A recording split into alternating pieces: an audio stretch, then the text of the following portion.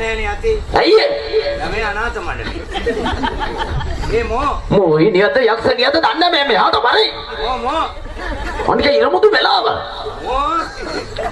මොන මොකකට කතා කරනවද දන්නේ නැහනේ. අනේ මට බයයි.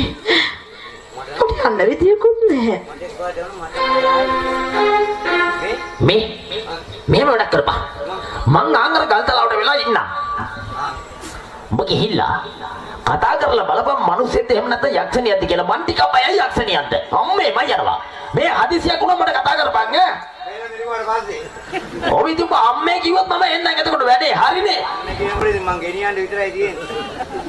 කවුරු හරි එක්කනේ මෙහාට එනවා වගේ. අනේ මනුස්ස ගෑණියක් වෙයම් වෙන ගෑණියක් වෙන්නේ. මොකටද බය වෙන්නේ? මේක අපේ ගමනේ.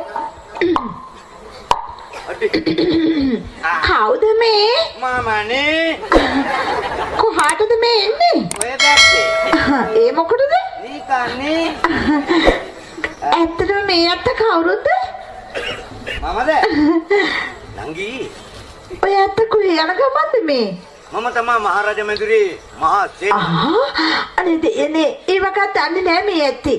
සමාවෙන්න උන වරදක් වුණා නම් මේක ඇත්තට පස්වහන් දහසකට බුදු වෙන්න අවසර. කවන්නේ ඒත් මට වදිනවා. මේ මට අමාරුවට වදිනවා. මේ නංගි. නංගි කියලා නෑකම දුන්නේ කවුද ඇත්තට?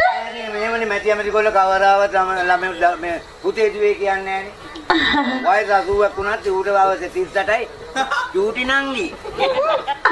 අර ගැණි ඡන්දේ දෙනවා. මොකද නංගි කියලා. නංගි මේ ගෙදරද? ඔව් ඉතින්. හොඳයි ලස්සන රදාගෙන තියෙනවා. මල්ලේ මාදලානේ. ඔව්. වතුර දාන්න මෙව්වට. මේ දවස්වල ඉතින් ඒගේ නිසා වතුර නැහැ. නෑ. අර මල් ටික වේලිලා. ඒක තමයි. එළවලු කොටු එළවලු වේලිලා. ඔය සූර්යකාන්ත මලක් වෙයි තියෙන්නේ. අනේ බලන්නකො වැහැරිලා තියෙන හැටි. කොටේ තියෙන පිට ටික ඔක්කොම වේලිලා. වැටෙනවා. ඔව්. ආමනේ නට්ටවත් ඉතුරු වෙන්නේ නැහැ. මේ අංගිලා ගෙදර අනියෙන් ඉන්නේ. අනේ නේ.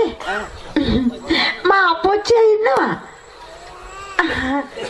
ඇයි ඔයත් බයි මගේ බලන්නේ? නෑ යන්න නංගියා. අනේ උමෙන්ට අපොච්චා. මා අපොච්චා වස්ස නෑ. කොට. හේනට ගිහිල්ලා ඉන්නේ. එහෙමද? ඔව්. මං හිටියා ළඟ ඉඳලා කොටයිද කියලා. දුවේ මලියෝ. අන්න අප්පා. බය වෙන්න එපා. ඇයි මා අපොච්චි? කොයි බලමේ ගේ මුල්ල තිබුණ කැත්ත. බලන්න අපොච්චි දොර මුල්ලේ ඇති. මේ මිනිමා. ඇයි අපොච්චි කැත්ත හොයන්නේ? අනේ අප්පෝ. මොකද මේ අත්තමේ? මේ ගමේ මිනිහ කැමතියාට කොටනවෝ. අනේ මොකද මේ කෑවුක දෙන්නේ? ඇයි අරුන්ද කැත්ත හොයන්නේ? අනේ කැත්ත හොයන්නේ අර මේ වල් කොටන්න යන්න. මං ඉතින් කොහොමද කොටන්නේ කියලා. අපොච්චි කැත්ත හෙව්වේ මක්කතේ? මොකේ කාරි වලක් ගෙඩියක් මගේ වත් ඇතුළට පැන්න ඒක අහපව ගියේ නෑ මට පැන්නට නම් කමන්නේ කරලා තියෙන අපරාධය දන්නවද දුවේ? ඇයි අපොච්චි මක්කේ කරා ඇත්තේ? මේක මගේ ලම්ප පාගලා. අනේ හේනට දියගෙන යන්නේ ඒක. මේ නංගි. ඇයි? වැටින් පෙන්නේ මං. මොනවා? ඊනං ඒ පොක් ගැ. වලස් ගෙඩියක් කිව්වේ ඔය අත්තටද? ඊනං ඒ පොක් ගැවිලා අබ්බ වෙන්න බං. අනේ මය අපොච්ච හේනට අරන් යන වතුර ටික අරන් යන එකනේ. අපොච්ච දැනගන්න බෑ යන තන ලබ්බ කියන්නේ. අනේ දෙයනේ. මම මොකද කරන්නේ ලබ්බ එතන දැම්මද? අනේ පරම්පර හදක් රැකගෙන ඉන්න මගේ ලම්ප පාගපේක අවුල නම් කැටි ගන්නවා මම. පොච්චට හොඳට ඕම කේන්ති ගිහිල්ලා. තරහ යනවා පරම්පරා හතක් එල්ලගෙන හිටපු ලබ්බලු. බලන්නකෝ මමත් කරුමෙට ওই ලබ්බට මාත් ඔය ඇත්ත බය වෙන්න එපා මම මොන හරි කියලා ඔය ඇත්තව බේර ගන්න. මං ලබ්බක් කොහෙලා දෙන්නම් කියන්නේ. ඒ කොහෙන්ද? ලබු වලින් හදපු ලබ්බා. ඔව්. ලබ්බා. දැන් මොන ලබුද? අනේ මන්නම් මොනවද කියන්න දන්නේ නෑ. නෑ දිය ලබු තියෙනවා ඒ ලබ්බ දැන් මේම දිගයි. ලබු වර්ග කීපයක් තියෙනවා ඉතින්. යනවා ලබුනේ. ඔබතුමා දන්නවද?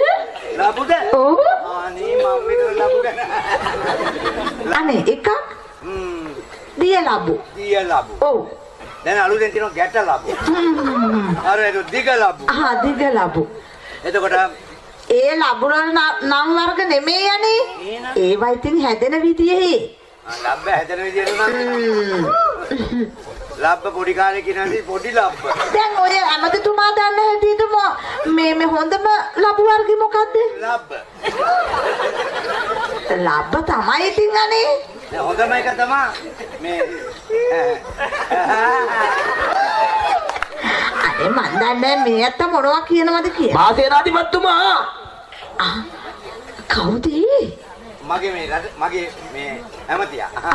ඔබතුමාගේ ඇමතියා? මගෙන් පල්ලෙයා එක. යකෝ මේකට මං ගිහිල්ලා ඉක්මනට බලන් කිව්වා හිටපන් බලන්න කියලා. මම කිව්වා පස්සේ යන තන දෙන්න